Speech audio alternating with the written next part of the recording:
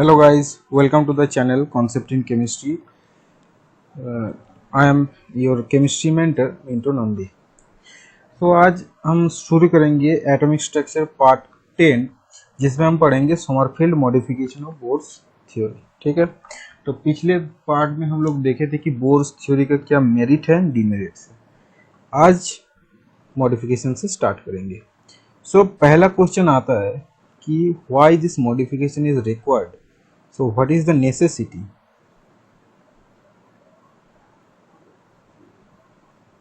What is the necessity of Bohr's? What is the necessity of modification over Bohr's theory? Modification क्यों जरूरत है? Because हम लोग Bohr's theory के एक demerit पढ़े थे कि it cannot explain the fine structure of hydrogen atom spectra. Fine structure क्या है? तो हम लोग देखे थे कि ये एक एनर्जी, ये है यहाँ पर हम लोगों को मिलता था single line according to Bohr's theory. This is the hydrogen atom spectra recorded by low resolving spectrometer। ठीक है, लो रिजॉल्विंग स्पेक्ट्रोमीटर हम यूज करके हम लोगों को क्या मिला था कि हाइड्रोजन एटम का एक सिंगल लाइन मिलता था उसके स्पेक्ट्रम में। ठीक है, but whenever the experiment is done using high resolving spectrometer it has been observed that कि ये ईच जो सिंगल लाइन है it consist of several closely spaced lines differing minutely in energy. मतलब क्या कि ये सिंगल लाइन एक्चुअली बहुत सारा लाइन से बना हुआ है और ईच लाइन का एनर्जी अलग अलग होगा, बट ज़्यादा डिफरेंट एनर्जी का ये लाइन नहीं होगा। इसलिए इसको हम कह रहे हैं कि सभी सिंगल लाइन ऐसे क्लोजली स्पेस लाइन से बना हुआ है। तो हम यहाँ पर एक ही दिखा रहे हैं। ठीक है, तो ये क्या कह सकते हैं हम इसको कि this is closely spaced lines. ठीक है, closely spaced because energy difference बहुत ज्यादा है नहीं। So this is observed, this was observed using spectrometer of high resolution. ठीक है, तो ये एक्सपेरिमेंटली ऑब्जर्व्ड है और ये this is the prediction from Bohr's theory. तो Bohr's theory could not explain the single line so the fine structure, इसको हम कहते हैं फाइन स्ट्रक्चर। ठीक है, तो ये fine structure Bohr's theory explain कर नहीं पाता है और इसका रीजन क्या है, why Bohr's theory could not explain the fine structure। क्यों एक्सप्लेन कर नहीं पाया? तो इसका रीजन है कि in Bohr's theory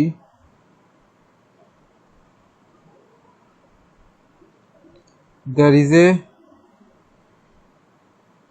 concept of there is concept of fixed energy levels।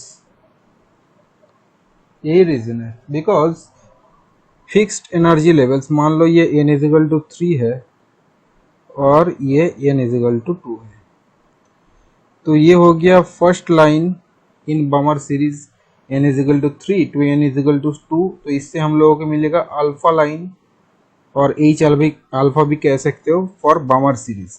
तो ये भी हम कहते हैं कि अल्फा लाइन है, first line of the bummer series, इसको हम पकड़ लेते हैं कि बमर सीरीज है। तो यहाँ पर देखो इलेक्ट्रॉनिक ट्रांजिशन एक ही हो रहा है 3 से 2, तो obviously according to Bohr's theory one single line आएगा। सो ये मल्टीपल लाइन ये एक्सप्लेन कैसे करेगा? यहाँ पर तो मल्टीपल ट्रांजिशन हो नहीं पा रहा है, राइट। तो ये multipole transition, because multipole transition यहाँ पर नहीं हो रहा है तो मल्टीपल लाइंस कैसे आएगा।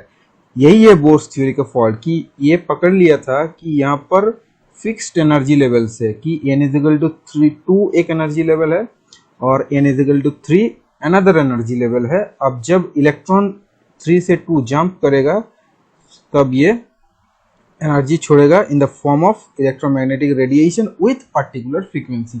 वही फ्रीक्वेंसी हम लोगों को यहाँ पर स्पेक्ट्रम में मिल जाता है। तो ये फर्स्ट लाइन का फ्रीक्वेंसी है, ठीक है, सबसे कम फ्रीक्वेंसी, सबसे बिकॉज एनर्जी लेवल सबसे कम है। तो ये इसी कॉन्सेप्ट के लिए कि फिक्स्ड एनर्जी लेवल्स का कॉन्सेप्ट है, इसीलिए बोर्स थ्योरी ये क्लोजली स्पेस्ड लाइंस और मल्टीपल लाइन का कॉन्सेप्ट और फाइन स्ट्रक्चर का कॉन्सेप्ट एक्सप्लेन कर नहीं पाया था, ठीक है। तो बोर ने क्या किया, तो समरफील्ड ने क्या किया कि समरफील्ड बोर्स थ्योरी को थोड़ा मॉडिफाई किया। मॉडिफाई कैसे किया कि इसका 2 टाइप्स ऑफ मॉडिफिकेशन बोर्स ने समरफील्ड ने करना चाहा। समरफील्ड ने बताया कि यहाँ पर जो बोर का फिक्स्ड एनर्जी लेवल्स है ना, it must consist of energy सब लेवल्स। मतलब यहाँ पर n इज इक्वल टू 3 में बहुत सारा सब एनर्जी लेवल्स रहेगा और 2 में भी बहुत सारा सब एनर्जी लेवल्स रहेगा। तभी यहाँ पर n is equal to 3 to n is equal to 2 transition के मल्टीपल ट्रांजिशन हम लोगों को देखने को मिलेगा, राइट।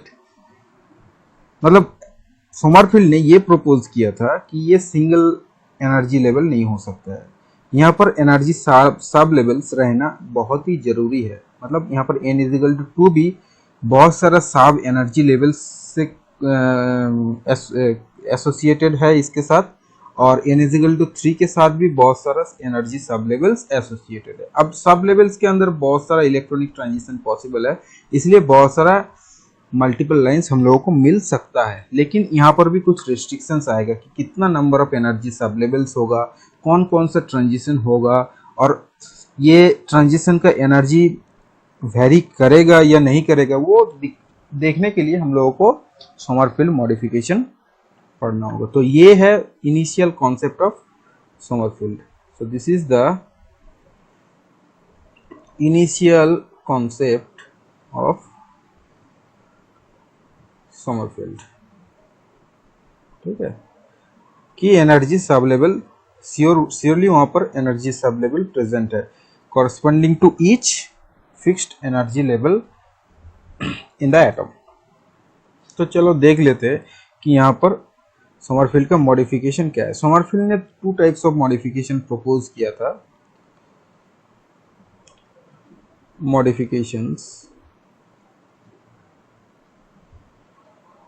मॉडिफिकेशन 1 की elliptical electrons orbit, and number 2 relativistic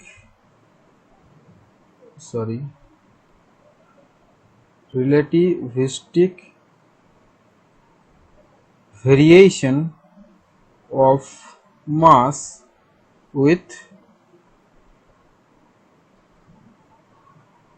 varying velocity, ठीक है। तो ये दोनों मॉडिफिकेशन क्या है वो हम देख लेंगे क्विकली।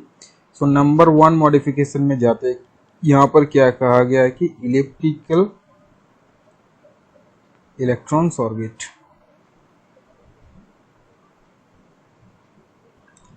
यहाँ पर सोमरफेल्ड ने प्रपोज किया था कि इलेक्ट्रॉन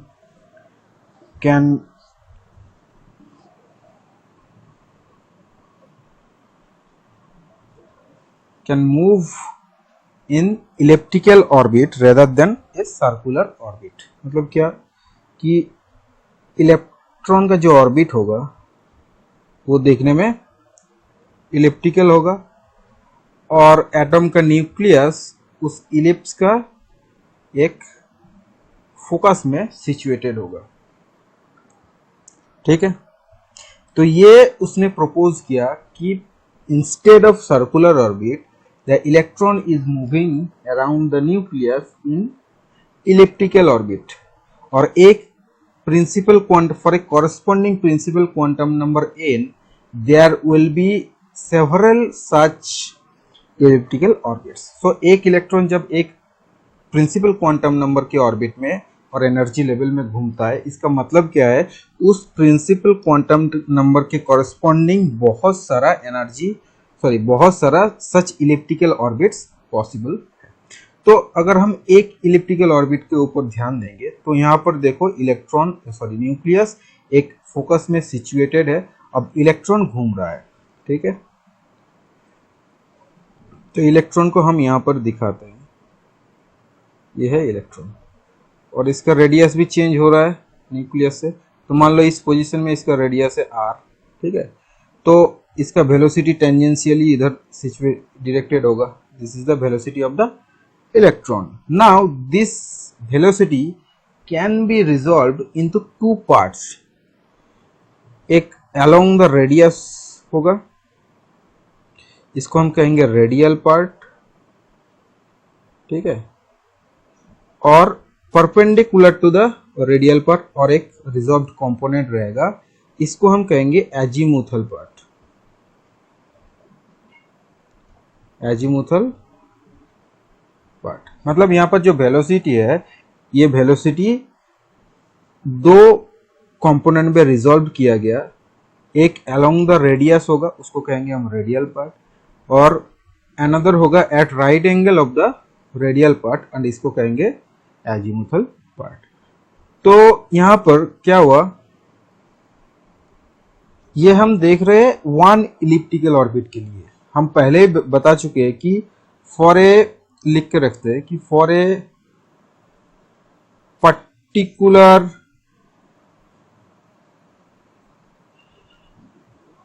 n मतलब principal quantum number, there will be several such elliptical orbits possible. बहुत सारा इलिप्टिकल ऑर्बिट रहेगा for a corresponding principal quantum number n, ठीक है। बट हम कितना रहेगा अभी नहीं बता रहे, पहले हम देख रहे कि एक इलिप्स में इलेक्ट्रॉन कैसे मूव कर रहा है और उसका वेलोसिटी कैसे रिजॉल्व किए, ये पहले हम देख लेंगे। तो जैसे देखो वेलोसिटी अगर दो कंपोनेंट में रिजॉल्व किया जा सकता है, तो सिमिलरली मोमेंटम, लीनियर मोमेंटम भी पॉसिबल है, बिकॉज लीनियर मोमेंटम है mv, mass of the electron into velocity. तो लीनियर मोमेंटम की दो कंपोनेंट रहेगा along the radial part and along the azimuthal part, right. अगर लीनियर मोमेंटम को ऐसे रिजॉल्व किया जाएगा तो हम एंगुलर मोमेंटम भी कर सकते हैं। मतलब क्या कि पहले वेलोसिटी को रिजॉल्व किए, वेलोसिटी कंपोनेंट्स निकाले रिजॉल्व करके, फिर उससे लीनियर मोमेंटम कर सकते हैं, वो भी दिखा सके हम कि लीनियर मोमेंटम को भी दो कंपोनेंट पे रिजॉल्व किया जा सकता है। मतलब वेलोसिटी अगर v होगा तो लीनियर मोमेंटम mv होगा, तो mv भी दो कंपोनेंट रहेगा mv का भी। सिमिलरली अगर लीनियर मोमेंटम का है तो एंगुलर मोमेंटम की भी कर सकते हैं। एंगुलर मोमेंटम का भी दो कंपोनेंट होगा, यहाँ पर कंपोनेंट्स होगा। कौन कौन सा कंपोनेंट होगा देख चुके हैं हम ऑलरेडी कि एक कंपोनेंट होगा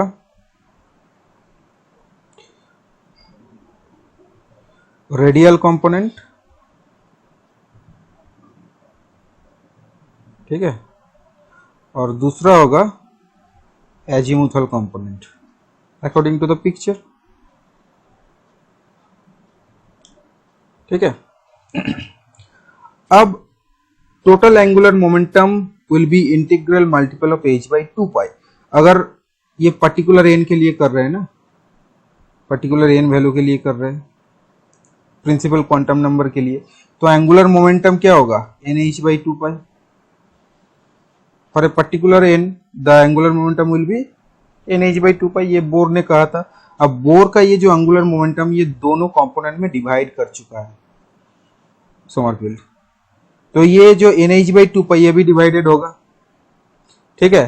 तो डिवाइड कौन सा होगा, एच तो कांस्टेंट है, पाई तो कांस्टेंट है, तो डिवाइड कौन सा होगा, ये जो क्वांटम नंबर है वो डिवाइड हो जाएगा। मतलब यहाँ पर जो एक प्रिंसिपल क्वांटम नंबर n है उसके कॉरस्पॉन्डिंग दो हम लोगों को अलग अलग क्वांटम नंबर मिलेगा along the radial part and along the azimuthal part. इसको कहते हैं हम अलग अलग डिनोट करेंगे nr and k। Here nr is the radial quantum number,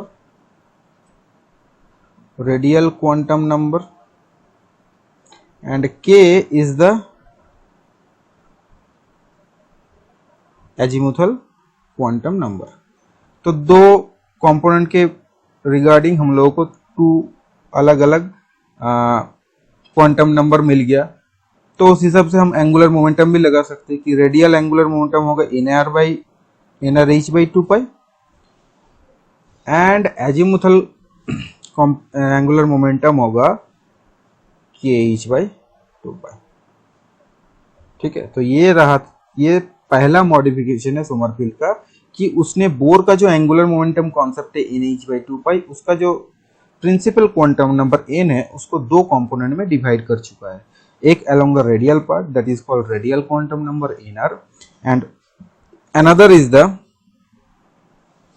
azimuthal quantum number that is directed at the right angle of the radial part। ठीक है, तो दो टाइप का क्वांटम नंबर हम लोगों को मिल चुका है, दो टाइप ऑफ कंपोनेंट के रिगार्डिंग हम लोगों को two types of quantum number मिला है nr and k and these two are very important in explaining the fine structure। तो पता चल गया यहाँ से कि ये पहला स्टेप है। अब नेक्स्ट स्टेप है कि nr and k कैसे रिलेटेड है वो देखना होगा। कैसे रिलेटेड होगा, उसका दो रिलेशन है। ये nr and k n से कैसे जुड़ा हुआ है, टोटल क्वांटम नंबर और प्रिंसिपल क्वांटम नंबर से कैसे जुड़ा हुआ है। नंबर वन होगा n इक्वल्स टू होगा nr प्लस k, मतलब दोनों क्वांटम नंबर को अगर जोड़ देंगे तो हम लोगों को प्रिंसिपल क्वांटम नंबर n मिल जाएगा। सेकेंड, अगर n बाई k कहेंगे, इसको हम कह सकते हैं कि लेंथ ऑफ द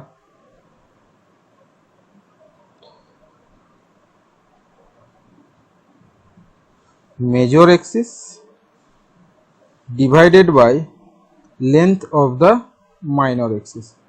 ये माइनर एक्सिस और मेजर एक्सिस क्या है, ये रहा इलिप्स, तो ये हो गया मेजर एक्सिस और ये हो गया माइनर एक्सिस। तो इसको कहते हैं मेजर एक्सिस ए कह सकते हो, इसको कह सकते हो minor axis B. So this is major axis. Mathematics में हम ऐसे डिनोट करते हैं मेजर एक्सिस को ए एंड माइनर एक्सिस को बी। ठीक है, तो ये इलिप्टिसिटी से कैसे रिलेटेड होगा, ये होगा 1 by root over of 1 minus epsilon square, where epsilon is the ellipticity और एसेंट्रिसिटी ऑफ द इलिप्स। ठीक है, इलिप्टिसिटी और एसेंट्रिसिटी ऑफ द इलिप्स। यहां से ये पता चलता है कि for A given value of n, यहां से क्या पता चलता है कि लिखते हैं हम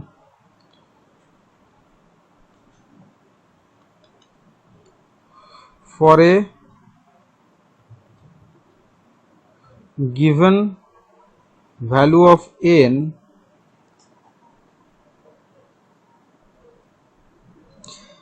k can have all integral values between 1 and n। मतलब for a particular n k का वैल्यू होगा 1 2 3 डॉट डॉट डॉट डॉट करके n, जीरो नहीं होगा। बिकॉज अगर k जीरो हो गया, यहाँ पर अगर k जीरो हो गया, ये k जीरो हो गया तो length of the minor axis zero हो जाएगा। अब length of the minor axis नहीं रहेगा तो ellipse would be converted into straight line, straight line हो जाएगा।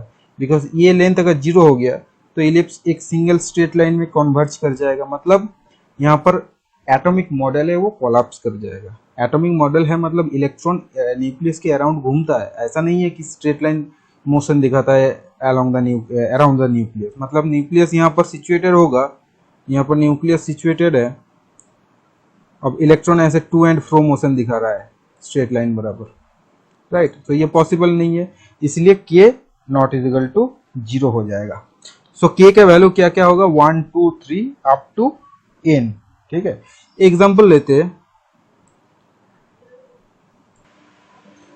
as for example when n is equal to 3 the possible values of k are 1 2 and 3.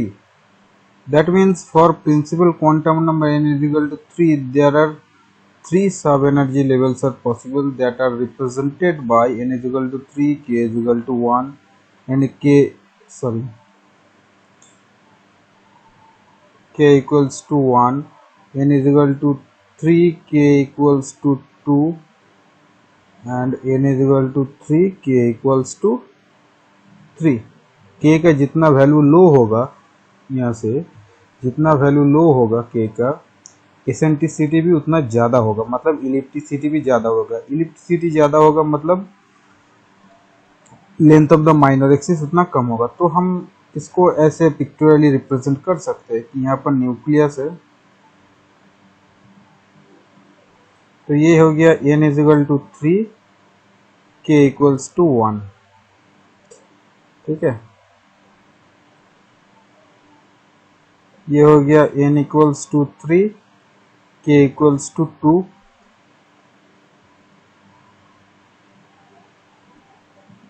and this is n is equal to 3, k equals to 3. So ये मैंने circular क्यों draw किया, because यहाँ पर देखो n equals to 3, k equals to 3 अगर equal हो जाएगा, इसका मतलब क्या है, length of the major axis and length of the minor axis equal हो गया, और इसका मीनिंग है कि ये दोनों एक्सिस, ये major axis and minor axis, ये दोनों इक्वल हो गया। So the ellipse would be converted into an circular pathway. That is why this is a special case of elliptical orbit. जब k के वैल्यू लेस देन n रहता है तब elliptical pathway मिलता है और इलिप्टिकल ऑर्बिट्स मिलते हैं। जब k का वैल्यू n से इक्वल हो जाता है तभी हम लोगों को सर्कुलर ऑर्बिट मिलता है। तो यहाँ से तो एक पता चला है कि for a corresponding principal quantum number there are certain number of sub energy levels possible, ठीक है। तो ये for n is equal to 3 हम लोगों को मिल गया 3 सब एनर्जी लेवल। सिमिलरली अगर n इक्वल्स टू 4 का देखेंगे, n इक्वल्स टू 4 का देखेंगे तब भी हम लोगों को 4 सब एनर्जी लेवल्स मिलेगा। n is equal to 4, k equals to 1, n equals to 4, k equals to 2, n equals to 4, k equals to 3 and n equals to 4, k equals to 4। इसका मतलब क्या है कि जितना n का वैल्यू होगा उतना ही number of sub energy levels हमको मिलेगा। So the prediction of Sommerfeld of consisting of a certain number of sub energy levels instead of a single energy level. यहाँ पर जो मैंने अभी बात किया था कुछ देर पहले कि बोर का थ्योरी में जो सिंगल फिक्स्ड एनर्जी लेवल का कॉन्सेप्ट है उसको रिप्लेस किया था सोमरफील्ड ने, जहाँ पर उसने बताया था कि फॉर ए पर्टिकुलर एन और for a energy level there would be a certain number of sub energy levels possible. तो देखो यहाँ पर सब एनर्जी लेवल्स पॉसिबल है, तो नंबर कितना होगा वो नंबर डिटरमाइंड होगा according to the value of k, ठीक है। जितना k वैल्यूज होगा उतना ही number of sub energy levels होगा and forming the ultimate orbit of the electron, ठीक है। तो यहाँ से हम लोगों को ये सब एनर्जी लेवल का कॉन्सेप्ट मिल गया है। अब हमारे पास यहाँ पर एक ही रिलेशन है with respect to n, that is n equals to nr plus k। अगर इसको हम एनर्जी के इलेक्ट्रॉन के एनर्जी में रिप्लेस करेंगे तो कैसा दिखने में होगा, -2 pi square m z square e to the power 4 divided by n square square, और n के जगह हम लिखेंगे nr plus k, whole square a square. अब यहाँ से देखो एक बात तो क्लियर नहीं हो रहा है, बिकॉज हम लोगों को चार, यहाँ पर n इजिकल टू 4 के लिए चार सब एनर्जी लेवल मिल रहा है। ये चार सब एनर्जी लेवल का एनर्जी डिफरेंट होना चाहिए, तभी तो डिफरेंट टाइप ऑफ ट्रांजिशंस मिलेगा। अगर सबका एनर्जी इक्वल हो गया तो सब जितना number of possible transition possible है, n is equal to 4 to n is equal to 3, सब इक्वल एनर्जी हो जाएगा। ठीक है, तो यहाँ पर क्या मैं दिखा रहा हूँ थोड़ा सा, यहाँ पर n इक्वल्स टू 4 है, तो इसके चार energy sub energy level possible है। n इक्वल्स टू 3 में 3 पॉसिबल है, k equals to 1 to 3 previous slide में ही दिखाया था। तो यहाँ पर कितना पॉसिबल ट्रांजिशन हो सकता है? पॉसिबल ट्रांजिशन कितना हो सकता है? 1 2 3, ऐसे करके टोटल 12 ट्रांजिशंस मिलेगा। 1 2 3, ठीक है, ऐसे करके 3 मल्टीप्लाइड बाई 4, मतलब total around equals to 12 transitions मिलेगा। अब देखो ये ट्रांजिशंस किसके ऊपर डिपेंड करता है? Depends only on k, depends only on varying value of k, मतलब के का डिफरेंट वैल्यू के लिए ये ट्रांजिशन डिफरेंट होगा। अगर ये सब एनर्जी लेवल यहाँ पर जो प्रपोज्ड किया गया है चार के लिए, n इक्वल्स टू 4 के लिए 4 energy level, n equals to 3 के लिए 3 एनर्जी लेवल, अगर इन लोगों का सब इक्वल एनर्जी हो गया, ये तीनों मान लो ये चार भी इक्वल एनर्जी हो गया, तो ये जितना सारा ट्रांजिशन होगा सब इक्वल एनर्जी ट्रांजिशन होगा। अब इक्वल एनर्जी ट्रांजिशन मतलब all are of same frequency. अब सेम फ्रीक्वेंसी हो गया तो फिर से ये जब स्पेक्ट्रम ड्रॉ करेंगे तो सिंगल लाइन मिलेगा। तो यहां से फाइन स्ट्रक्चर, तो ये single expression cannot explain the fine structure of hydrogen atom spectra. ठीक है, मतलब यहाँ पर En का वैल्यू बोथ एनआर एंड के से ऐसे डिपेंड करता है कि अगर एनआर प्लस के को हम एन से रिप्लेस कर दे तो सेम कंक्लूजन में ड्रॉ आ जाएंगे कि ये for every transition we will get a single line, but that's not true. हम लोगों को मल्टीपल लाइंस लाना है। ठीक है, तो यहाँ पर En का इंडिविजुअल डिपेंडेंसी ऑन के यहाँ से मिल नहीं रहा है। ठीक है, तो हम लोगों को जो समरफील्ड का सेकंड फैक्टर है वो अब समझना होगा। वो सेकंड फैक्टर हम समझेंगे तभी यहाँ पर ये ट्रांजिशंस जो है 12 ट्रांजिशंस वो डिफरेंट एनर्जीज का होगा। अब डिफरेंट एनर्जीज का होगा तभी डिफरेंट फ्रीक्वेंसीज का होगा, और डिफरेंट फ्रीक्वेंसीज का होगा तभी ये single line, instead of single line we can get और we can see multiple lines. ठीक है, तो नेक्स्ट टारगेट है कि ये जो एनर्जी लेवल्स है फॉर n इजिकल टू 4 और n इजिकल टू 3, ये जब for a particular n actually in general सबका एनर्जीज डिफरेंट होगा। यहाँ से तो पता नहीं चल रहा है। n is equal to inner plus की single expression cannot explain the different energies of the सब एनर्जी लेवल्स। ठीक है, तो हम लोगों को अब सेकेंड फैक्टर कंसिडर करना होगा। तो सेकेंड फैक्टर क्या था कि रिलेटिविस्टिक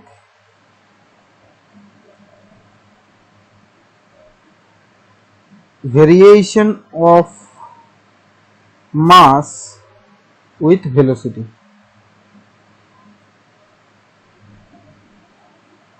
देखो यहां पर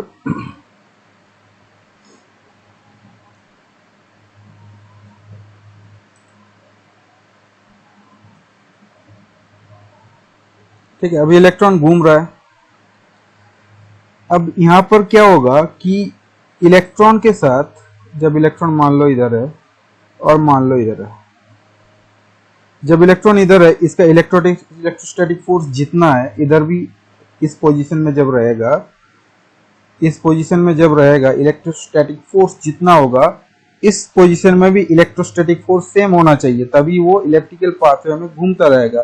और ये सेम कब होगा, जब इसका वेलोसिटी वेरी करेगा यहाँ से यहाँ, इस पोजीशन में एक वेलोसिटी होगा, इस पोजीशन में डिफरेंट वेलोसिटी होगा। तो ये प्रपोज किया गया था कि जब इलेक्ट्रॉन इस पोजीशन में घूमता है इसका वेलोसिटी कम होता है, लो वेलोसिटी होता है। अब इस रीजन में घूमेगा तब उसका हाई वेलोसिटी होगा। ठीक है, मतलब यहाँ पर वेलोसिटी सबसे ज्यादा होगा।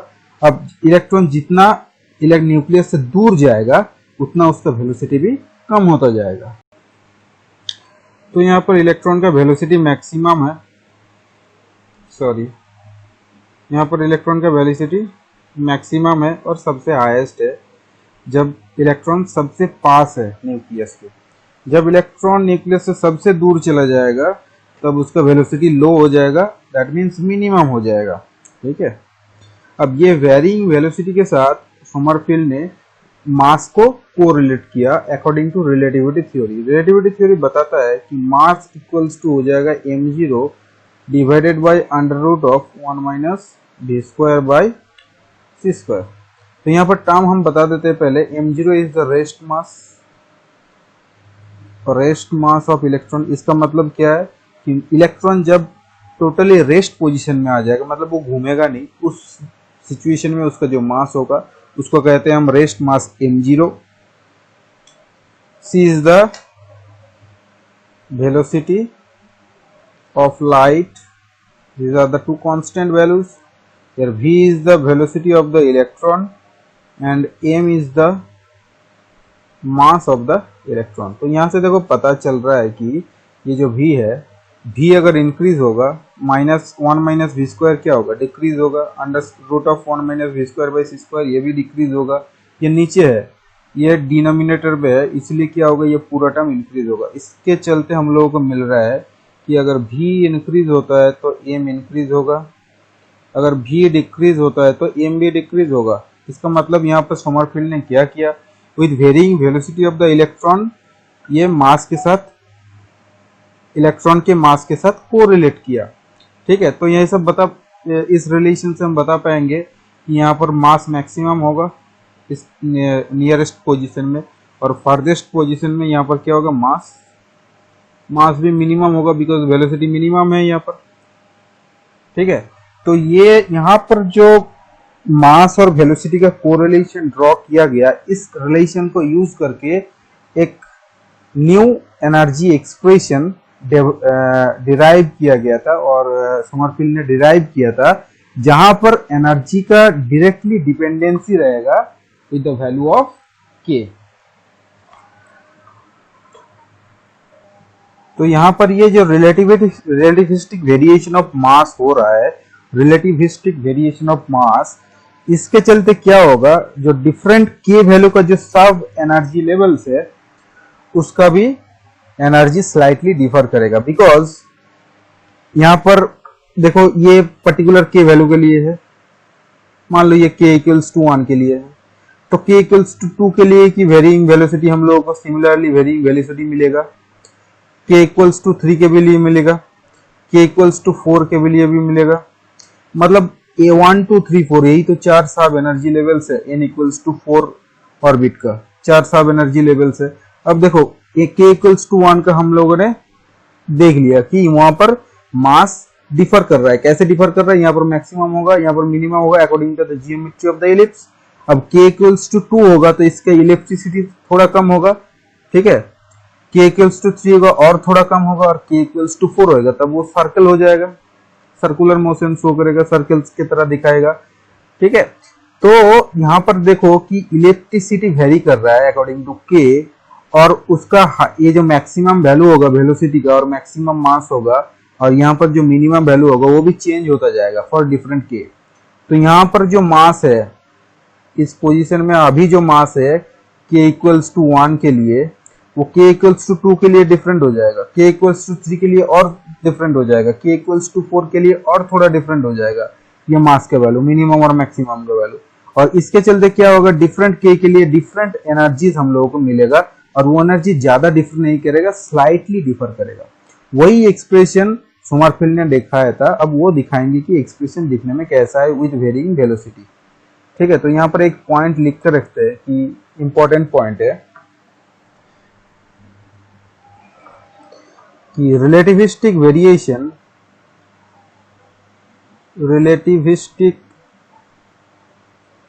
Variation of mass is significant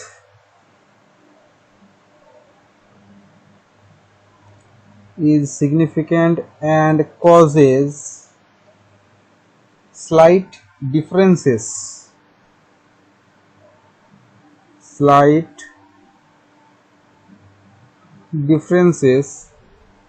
in energy of the electron in orbits of different k। ठीक है, तो डिफरेंट k होगा तो डिफरेंट मास भी होगा, मैक्सिमम मिनिमम दोनों, मतलब मास चेंज ऑफ मास जो हो रहा है विथ वेलोसिटी वो डिफरेंट होगा, और उसके चलते थोड़ा एनर्जी भी डिफरेंट होगा, ज़्यादा डिफर नहीं करेगा लेकिन स्लाइटली एक दूसरे से डिफर करेगा। तो वो जो एनर्जी एक्सप्रेशन है जो सोमरफेल्ड ने शो किया था, वहाँ पर कैसे हम लिख सकते हैं कि E equals to -2π² mu Z² divided by n² यहाँ से देखो n के ऊपर तो डिपेंड कर ही रहा है, अब k के ऊपर डिपेंडेंसी हम लोगों को देखना है, बिकॉज डिफरेंट k के लिए डिफरेंट सब एनर्जी लेवल्स मिलता है, सो k के साथ डिपेंडेंसी रहना जरूरी है। सो 1 + α² Z² divided by n1/k -3/4n। ठीक है, तो यहां पर देखो कि एनर्जी E n के ऊपर भी डिपेंड कर रहा है एज वेल एज k के ऊपर भी डिपेंड कर रहा है। सो डिपेंडेंसी n के ऊपर भी है, डिफरेंट n के लिए E डिफरेंट होगा, और for a particular n different k के लिए डिफरेंट E होगा। तो मतलब डिफरेंट k के लिए डिफरेंट सब एनर्जी लेवल्स आ जाता है, और डिफरेंट सब एनर्जी लेवल का एनर्जी भी अकॉर्डिंग टू k डिफर हो जाएगा, वो ये एनर्जी एक्सप्रेशन से पता चलता है। यहाँ पर एक बात नोट करना जरूरी है कि यहाँ पर म्यू जो है इसको कहते हैं हम reduced mass and that can be written as mass of the electron into mass of the nucleus by mass of electron plus mass of nucleus। यहाँ पर mass of the nucleus भी पकड़ना जरूरी है, and here alpha equals to 2πe²/ch, और इसका एक special नाम है, इसको कहते हैं कि फाइन स्ट्रक्चर कांस्टेंट। क्या कहते हैं? Fine structure constant. ठीक है, तो इस एनर्जी एक्सप्रेशन से हम लोगों को क्लियरली इंडिकेटेड हो रहा है कि एनर्जी सिर्फ n के वैल्यू के ऊपर डिपेंड नहीं करता है, एज वेल एज k के वैल्यू के ऊपर भी डिपेंड करता है, और डिफरेंट k के लिए डिफरेंट सब एनर्जी लेवल्स हम लोगों को मिलता है। ठीक है, तो n = 4 के लिए हम लोगों को जो 4 एनर्जी लेवल मिला था, तो हम ऐसे लिख सकते कि ये एनर्जी एक्सिस है। ठीक है,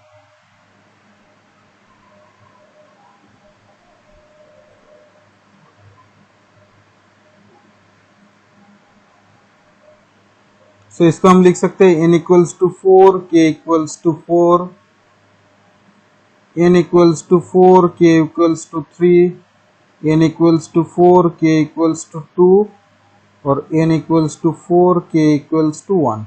चारों एनर्जी डिफरेंट है, इसीलिए एनर्जी एक्सिस में डिफरेंट पोजीशन में हमने रखा है, और यहाँ पर लिखेंगे n = 3 के लिए। तो ये हो गया n = 3, k = 3, n = 3, k = 2, n = 3, k = 1। तो यहाँ पर क्या हो गया, यहाँ से क्लियरली इंडिकेटेड हो रहा है कि डिफरेंट k वैल्यू के लिए एनर्जी डिफर कर रहा है, but not much but slightly, it differs slightly among the सब एनर्जी लेवल्स। यहाँ पर भी सेम है। अब डिफरेंट एन के लिए तो एनर्जी डिफर करेगा ही, वो तो बोर्ड से ही पता चल रहा है। एज वेल एज इस एक्सप्रेशन से भी हम लोग को ये दिखाई दे रहा है कि एन के डिफरेंट एन वैल्यू के लिए ईवी डिफरेंट होगा, वो ज्यादा डिफर करेगा डिफरेंट एन के लिए, बट डिफरेंट के लिए ज्यादा डिफर करेगा नहीं। ठीक है, तो यहां से हम फाइन स्ट्रक्चर का एक्सप्लेनेशन कर पाएंगे। ठीक है, तो यहां पर हम लोगों को सोमरफेल्ड का दो टाइप का मॉडिफिकेशन मिला। Modification one is the elliptical pathway of electrons motion around the nucleus. मतलब बोर जो कहा था कि इलेक्ट्रॉन सर्कुलर ऑर्बिट में घूमता है, उसको रिजेक्ट किया सोमरफेल्ड ने, फिर बताया कि नहीं, ये इलिप्टिकल ऑर्बिट में घूमता है।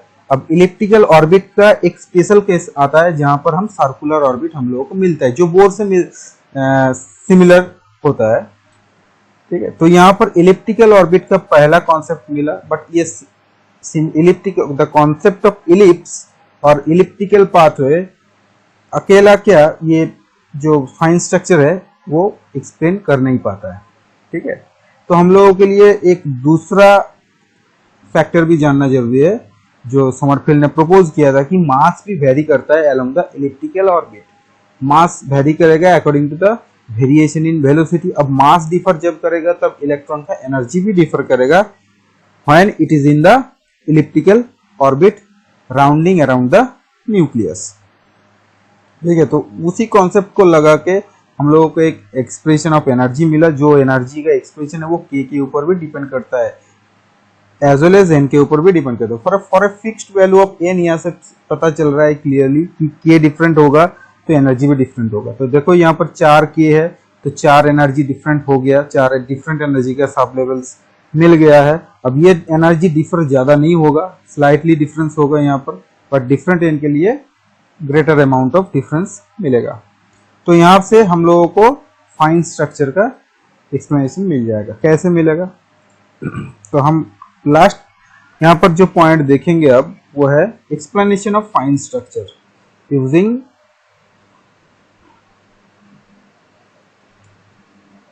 Sommerfeld's theory. Explanation of fine structure using Sommerfeld's theory.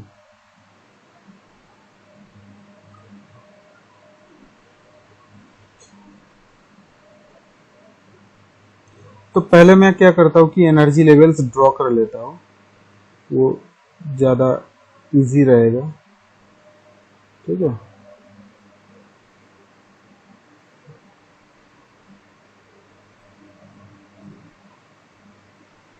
इधर एनर्जी एक्सिस है, ये n equals to 3, k equals to 3 है, n is equal to 3, k equals to 2 and n equals to 3, k equals to 1। ये हो गया n equals to 2, k equals to 2, n equals to 1, k equals to 1। Sorry, n equals to 2 होगा ये, because n तो fixed है different k के लिए। ठीक है, तो यहाँ पर मैंने क्या किया कि फर्स्ट लाइन इन बामर सीरीज का जो फाइन स्ट्रक्चर है वो एक्सप्लेन करना चाहूंगा। ठीक है, तो यहाँ पर देखो, यहाँ पर स्लाइटली डिफरेंट एनर्जी लेवल्स मिल रहा है सब एनर्जी लेवल्स में।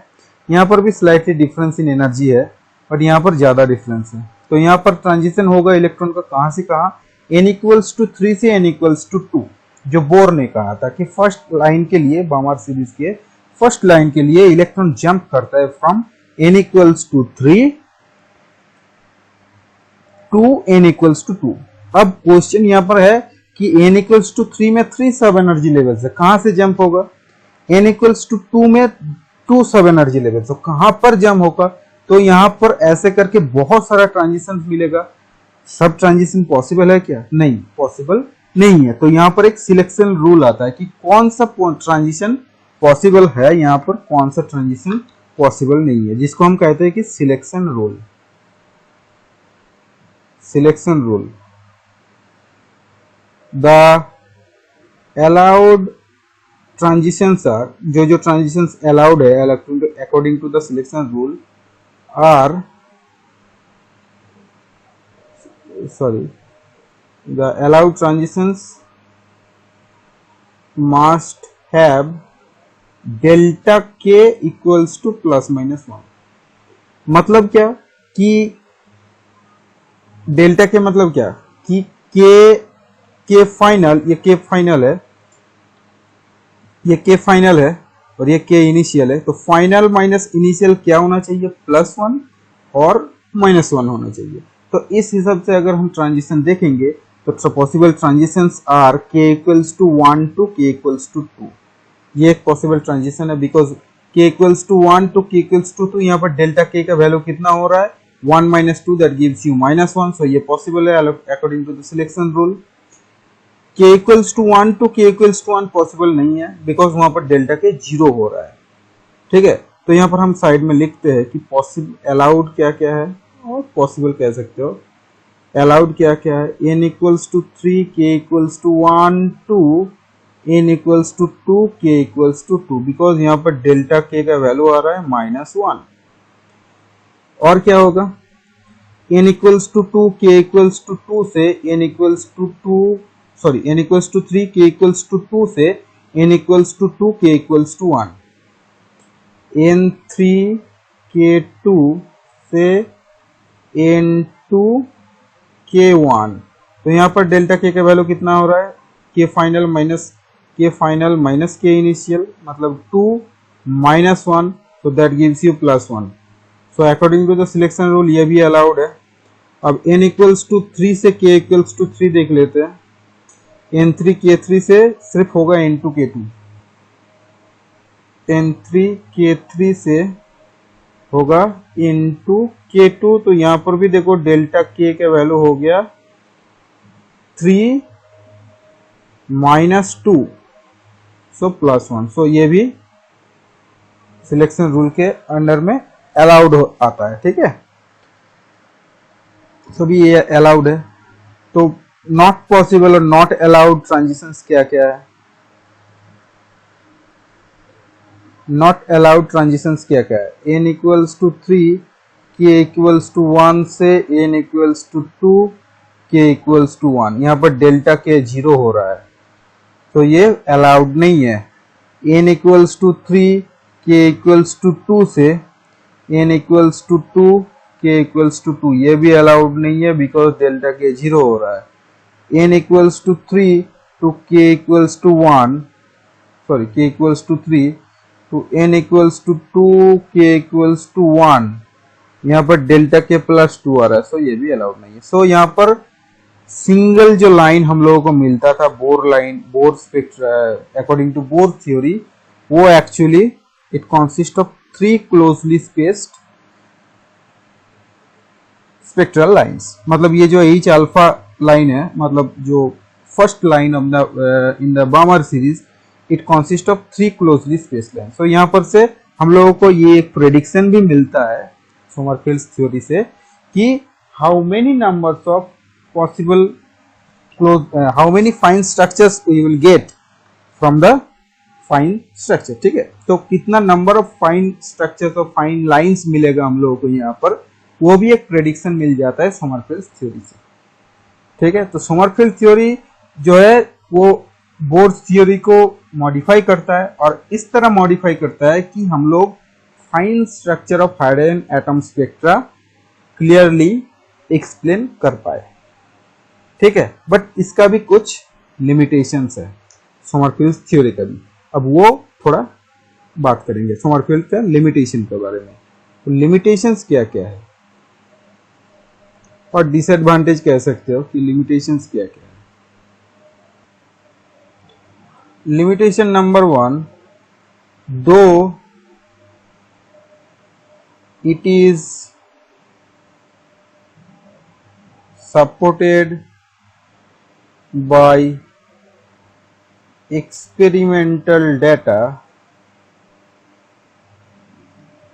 for some case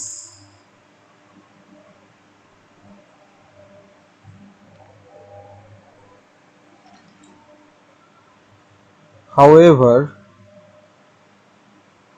it is not perfect for all cases। मतलब क्या कि जो एटॉमिक स्पेक्ट्रा है वो हार्डियन के लिए ये क्लियरली एक्सप्लेन कर पा रहा है और एक्सपेरिमेंटल डाटा से भी मैच हो जाता है, ठीक है। बट फॉर अदर एटम्स, जो अदर एटॉमिक स्पेक्ट्राज है वो ठीक से एक्सप्लेन कर नहीं पाता है सोमरफेल्ड, ठीक है।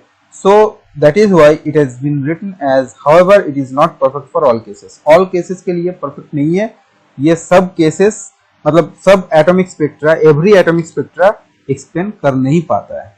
सर्टेन कुछ है जो वन इलेक्ट्रॉनिक सिस्टम का है वही एक्सप्लेन कर पाता है। नंबर टू है कि the theory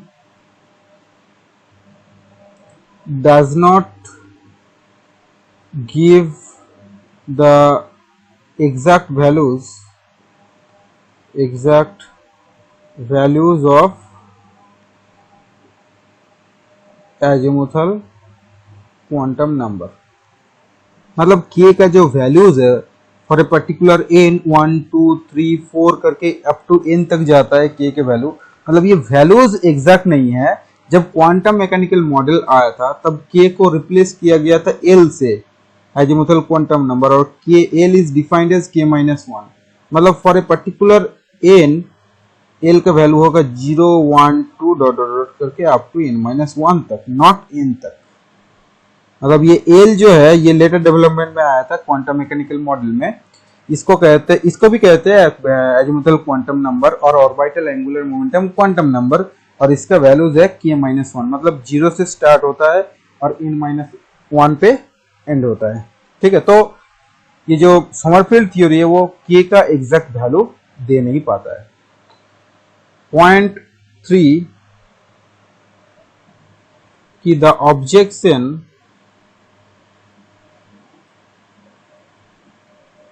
against discrete orbit in Bohr's theory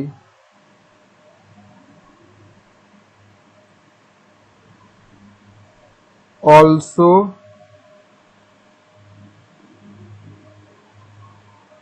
applicable to Sommerfeld's theory. तो बोर थ्योरी में जो डिस्क्रीट ऑर्बिट का कॉन्सेप्ट है वो एक ऑब्जेक्शन वहां पर लागू किया गया था जब क्वांटम मैकेनिकल मॉडल आया था। क्वांटम मैकेनिकल मॉडल से हम लोगों को पता चलता है कि कोई डिस्क्रीट ऑर्बिट नहीं रहता है, ठीक है। वो हम बाद में देखेंगे, जब क्वांटम मैकेनिकल मॉडल पढ़ेंगे तब हम देख पाएंगे कि डिस्क्रीट ऑर्बिट का कॉन्सेप्ट ठीक नहीं है, और सोमरफेल्ड वो करेक्शन किया नहीं था डिस्क्रीट ऑर्बिट का। उसको पकड़ के क्या किया था, सब एनर्जी लेवल्स का कॉन्सेप्ट दिया था। मतलब क्या, सोमरफेल्ड के थ्योरी में भी डिस्क्रीट ऑर्बिट का कॉन्सेप्ट है, तो वो जो ऑब्जेक्शन है अगेंस्ट बोर वो सोमरफेल्ड में भी लागू होता है, ठीक है। नंबर 4 लिमिटेशन क्या है? 4th लिमिटेशन है कि द करेक्ट